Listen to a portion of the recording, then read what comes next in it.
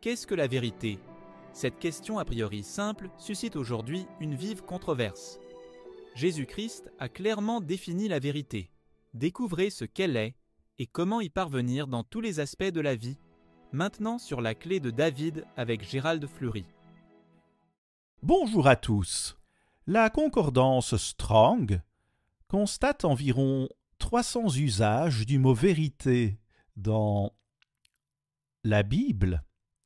Pourtant, aujourd'hui, presque personne ne sait ce qu'est la vérité. Et je crois que cela montre que nous avons perdu notre chemin avec Dieu.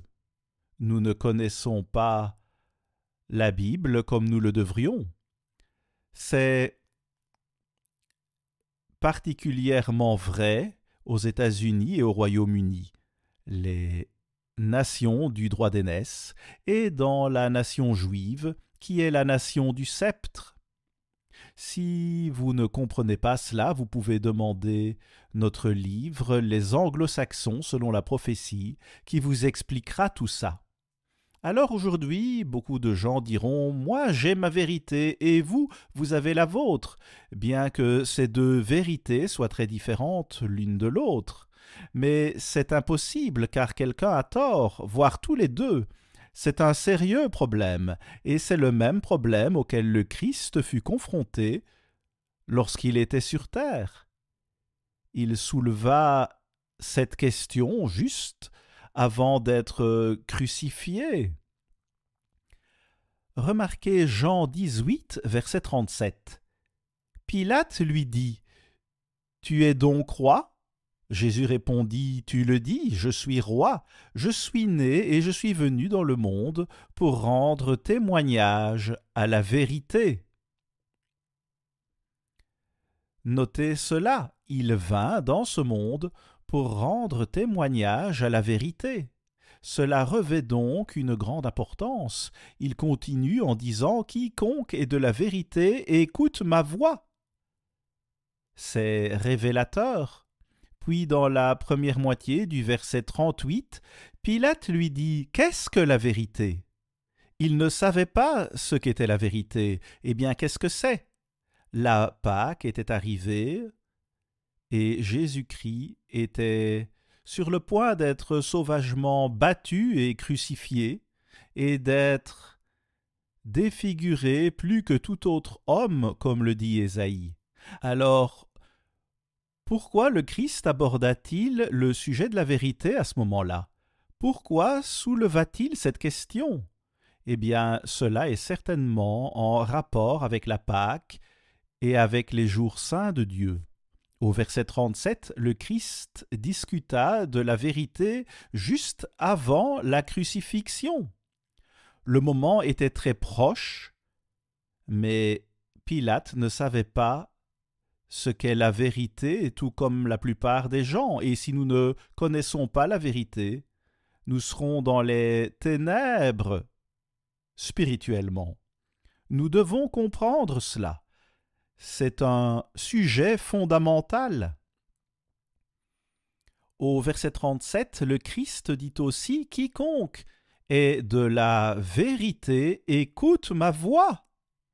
Cela est certainement révélateur et d'une importance capitale car il dit « Si vous êtes de la vérité, vous entendez ma voix ». N'est-ce pas important d'entendre la voix de Dieu, d'être sûr qu'on peut l'entendre et qu'on comprend ce dont il parle? C'est une déclaration révélatrice, c'est sûr. Si vous êtes de la vérité, vous entendez la voix du Christ. Revenons encore au verset 38. Pilate lui dit « Qu'est-ce que la vérité ?» Après avoir dit cela, il sortit de nouveau pour aller vers les Juifs et leur dit « Je ne trouve aucun crime en lui. » Puis au verset 1 du chapitre 19, bien qu'il n'eût rien à lui reprocher, il entama la flagellation du Christ. Il s'agissait d'un tyran païen d'une nature très violente. Les soldats tressèrent une couronne d'épines qu'ils posèrent sur sa tête et ils le revêtirent d'un manteau de pourpre. Puis, s'approchant de lui, ils disaient « Salut, roi des Juifs !» et ils lui donnaient des soufflets. Pilate dit alors, « Je ne trouve aucun crime en lui. » Puis, au verset 5, Jésus sortit donc, portant la couronne d'épines et le manteau de pourpre, et Pilate leur dit, « Voici l'homme. » Jésus-Christ était en effet un vrai homme masculin. Même ce tyran sauvage a reconnu qu'il s'agissait d'un vrai homme. Et il s'y connaissait en guerrier, et le Christ en était un. Il a donc dit « Je ne trouve aucun crime en lui ». Remarquez le chapitre 19, verset 7. Les Juifs lui répondirent « Nous avons une loi, et selon notre loi, il doit mourir parce qu'il s'est fait fils de Dieu. Il dit qu'il est le fils de Dieu. » Et cela vaut la peine de mort, disait-il. Verset 8. Quand Pilate entendit cette parole, sa frayeur augmenta. Voici ce chef farouche et déséquilibré à bien des égards, mais il fut saisi d'une plus grande frayeur parce qu'on disait que cet homme s'appelait lui-même le Fils de Dieu, et cela l'effraya encore plus. Il se rendit compte que c'était possible, il y réfléchit et cela a renforcé sa peur. Pilate était certainement un tyran, mais il voyait qu'un vrai homme se tenait là devant lui, et il savait que cet homme était spécial. Il commença à se demander si c'était vraiment le Fils de Dieu qui se tenait devant lui. Était-ce la vérité? Était-ce la vérité? C'est le sujet, en effet, que le Christ lui-même aborda.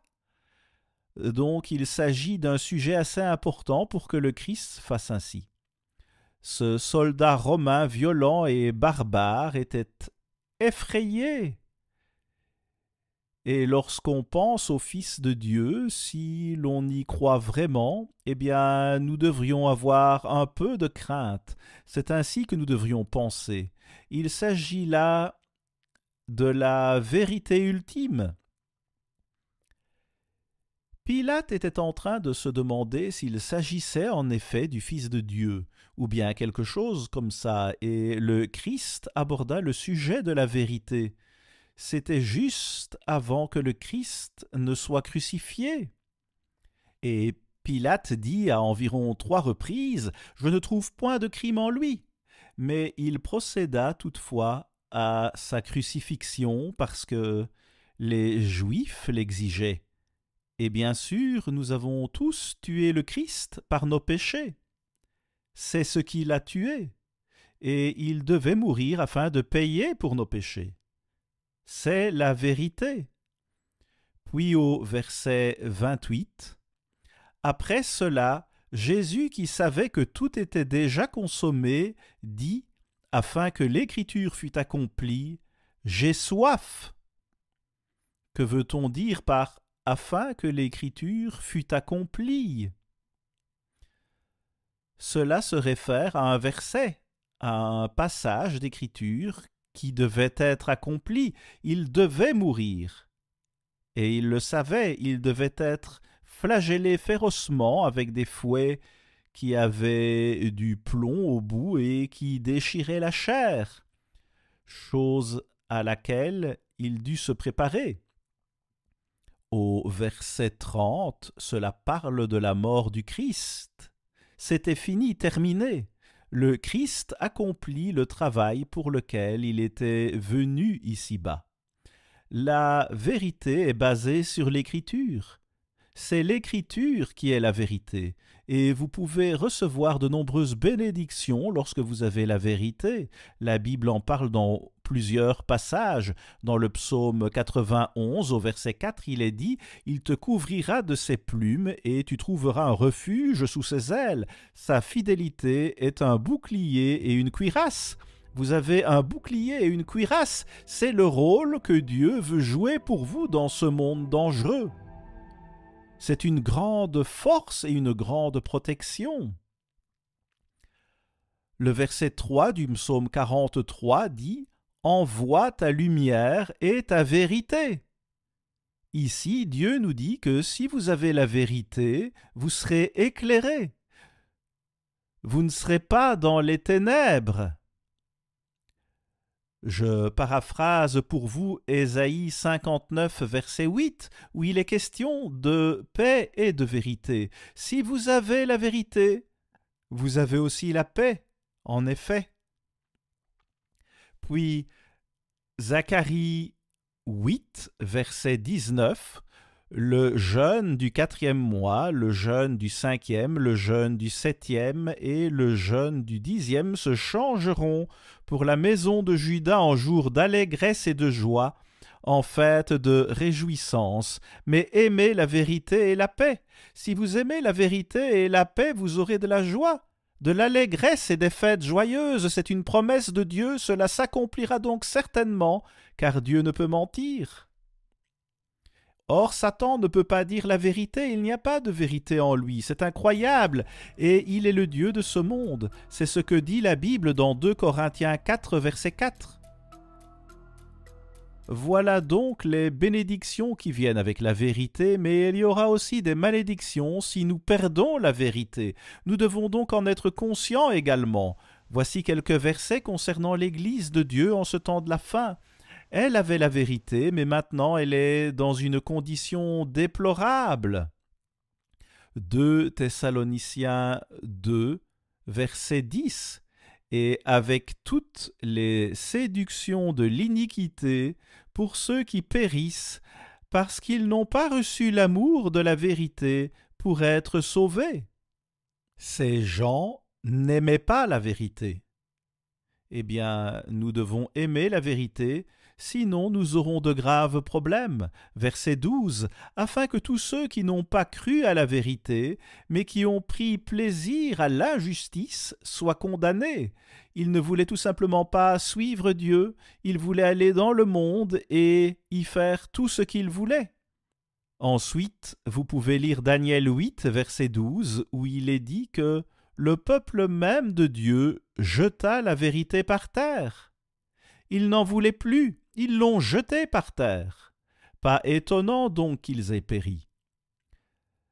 C'est un grave problème. Nous devons connaître la vérité, surtout maintenant, au temps de la fin. Et nous devons l'aimer. Le message de Malachie vous en dira beaucoup à ce sujet. Nous devons aimer la vérité. Permettez-moi de vous lire un passage sur l'amour qui a un rapport avec la vérité. Voici ce que dit 1 Corinthiens 13, verset 1. Il s'agit de l'amour de Dieu. Il parle de l'amour agapé. Il s'agit de l'amour de Dieu et Dieu ne cesse de le répéter dans ses Écritures. Quand je parlerai les langues des hommes et des anges, si je n'ai pas la charité, je suis un airain qui résonne ou une cymbale qui retentit. Et quand j'aurai le don de prophétie, la science de tous les mystères et toute la connaissance, quand j'aurai même toute la foi jusqu'à transporter des montagnes, si je n'ai pas la charité, je ne suis rien. L'amour est tout, Dieu est amour. Il continue en disant « Et quand je distribuerai tous mes biens pour la nourriture des pauvres, quand je livrerai même mon corps pour être brûlé si je n'ai pas la charité, cela ne me sert de rien, l'amour est tout. » C'est ce qu'il dit. Maintenant, j'aimerais lire le verset 6. J'aime un peu mieux ce verset qui est beaucoup plus clair à mon avis. Le verset 6 dit que l'amour de Dieu ne se réjouit point de l'injustice, mais il se réjouit de la vérité. Vous voyez, cet amour de Dieu se réjouit de la vérité et nous pouvons nous aussi et nous devons nous réjouir de la vérité. Elle apporte la joie et l'allégresse dans nos vies. Dieu se réjouit de la vérité et il veut que nous suivions cet exemple. Ainsi, nous aurons une grande joie, des fêtes joyeuses et une vie merveilleuse. Il s'agit de l'amour de Dieu qui est une partie importante de la vérité. Et qu'est-ce que la vérité? Nous devons la connaître. Éphésiens 4, verset 15 dit « Mais que, professant la vérité dans la charité, nous croissions à tous égards en celui qui est le chef, Christ. » Le Christ est le chef de l'Église. Nos paroles doivent être motivées par l'amour et non par haine ou quoi que ce soit d'autre. Puis dans 1 Timothée 6, verset 5, il est dit que les esprits corrompus des gens sont privés de la vérité.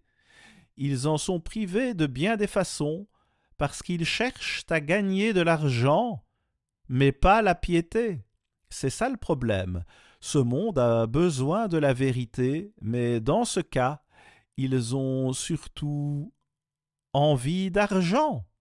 Puis au verset 32 de Jean 8, il est dit que la vérité vous affranchira. Au verset 40, nous apprenons que les gens essayaient de tuer le Christ parce qu'il leur disait la vérité. Oh, comme ils ont été trompés! Et comme ce monde est trompé, c'est Apocalypse 12, verset 9. Le monde entier est trompé sur des questions si importantes et certainement sur la vérité. C'est une puissante tromperie. Et ici, le Christ était sur le point d'être crucifié, ils ne savaient pas qui il était, ils le tuèrent parce que les gens le réclamaient. Mais notez bien, ce n'est pas cela qui nous sauve, c'est-à-dire la crucifixion du Christ. Cela ne suffit pas, c'est par sa vie que nous serons sauvés, Romains 5, verset 10. Romains 5, verset 10. Vous pouvez lire vous-même au sujet de Satan dans Jean 8, verset 44. C'est un meurtrier et un menteur, et il n'y a pas de vérité en lui, il n'y a pas de vérité en lui, et il n'y a rien d'autre que le contraire de la vérité. C'est un vrai problème. Dans Jean 17, verset 17, cela dit « Sanctifie-les par ta vérité, ta parole est la vérité. » Voici la vérité, la parole de Dieu, la Bible, l'Ancien Testament et le Nouveau Testament. Ta parole est la vérité. Cette parole, c'est le Christ sous forme imprimée. Voilà à quel point c'est important. C'est la raison d'être de votre Bible. C'est le Christ sous forme imprimée et vous pouvez en croire chaque mot. Et vous pouvez le prouver, absolument. Matthieu 4, verset 4 dit que nous devons obéir à toute parole qui sort de la bouche de Dieu. C'est un commandement, vous voyez. Cela nous distingue du monde. C'est la définition d'être sanctifié. Cela nous distingue de ce monde et nous sommes du côté de Dieu lui-même, qui nous soutient et nous aime de toutes les manières imaginables. Le verset 19 ajoute ce qui suit « Et je me sanctifie moi-même pour eux. Je me mets à part, afin qu'eux aussi soient sanctifiés par la vérité. Cette vérité vous sanctifiera. Elle vous mettra vraiment en phase avec Dieu. » Et qu'y a-t-il de plus important que cela? Il n'y a rien de plus important. Allons à Zacharie 8, verset 3. Remarquez cette déclaration étonnante. Dans Zacharie 8, verset 3. « Ainsi parle l'Éternel, je retourne à Sion, et je veux habiter au milieu de Jérusalem. Jérusalem sera appelée la ville fidèle, et la montagne de l'Éternel des armées, montagne sainte. » Jérusalem est donc la ville de la vérité.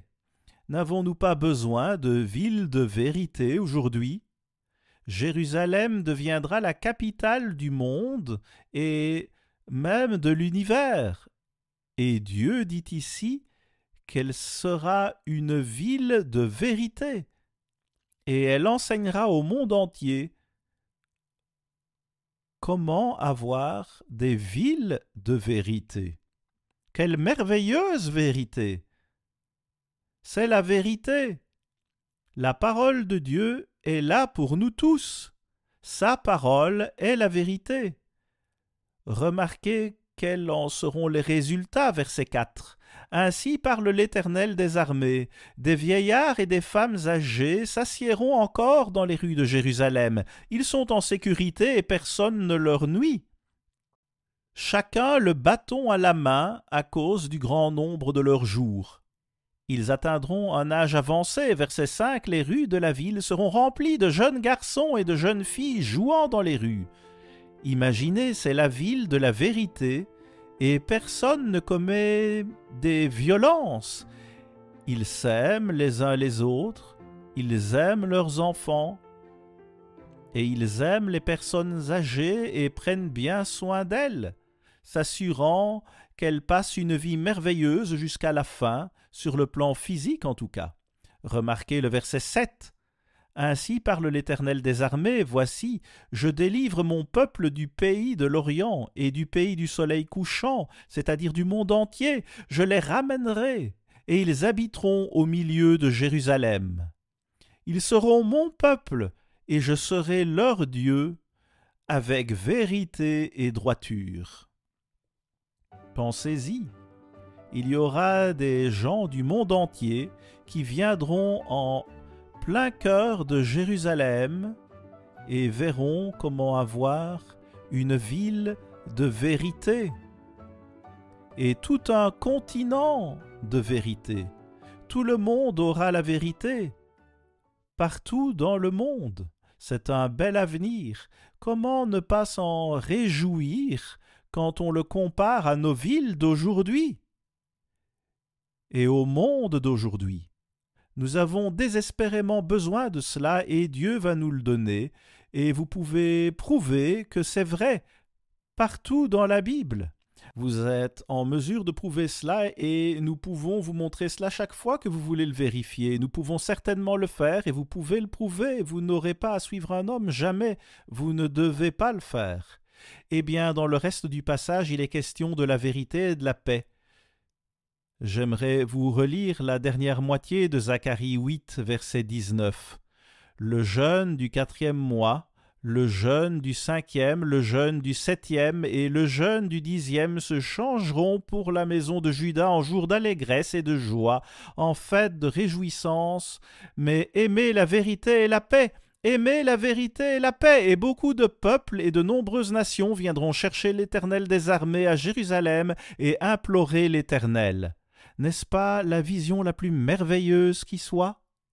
À la semaine prochaine, ici Gérald Fleury. Au revoir les amis.